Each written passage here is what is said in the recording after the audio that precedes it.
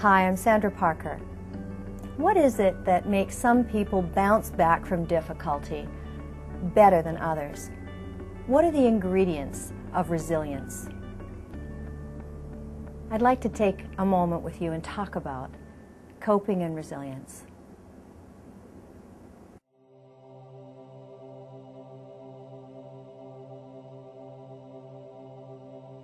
Okay, well, the holy grail of mental health is resilience. It's now very popular in my field, in psychology, to be studying resilience and bouncing. For a long, long time, we were very interested in all the ways that people get wrecked and ruined by being here. And now we're quite interested in who bounces back, who copes well. And it's been really a lovely sort of shift to be interested in what are the factors involved in resilience and coping. You know, clearly it's still very important to understand how is it that people go offline, but we're also curious about how do we get people back online, and how is it that some people who have the same stressors end up managing better than others. So resilience is the ability to recover from stress. It's the ability to bounce back, because life inevitably is going to throw me curveballs. All right, so it's not making sure that there's no curveballs. That's not resilience, okay?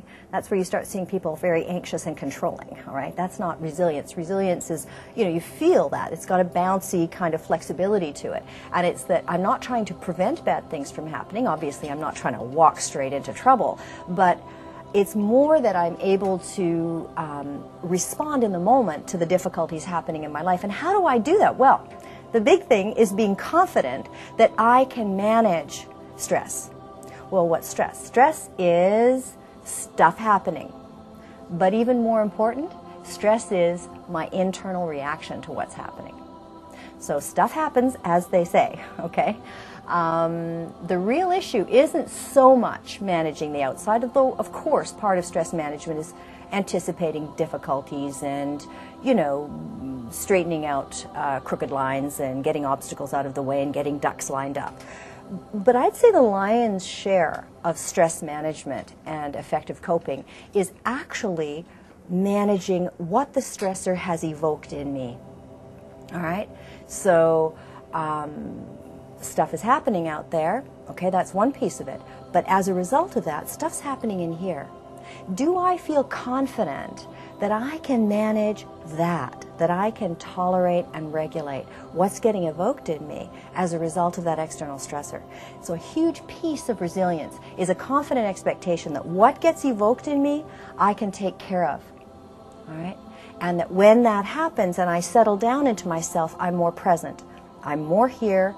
There's more me available, more of my intelligence, more of my creativity, more of my sense of humor, more of all the resources that make me a good coper, right?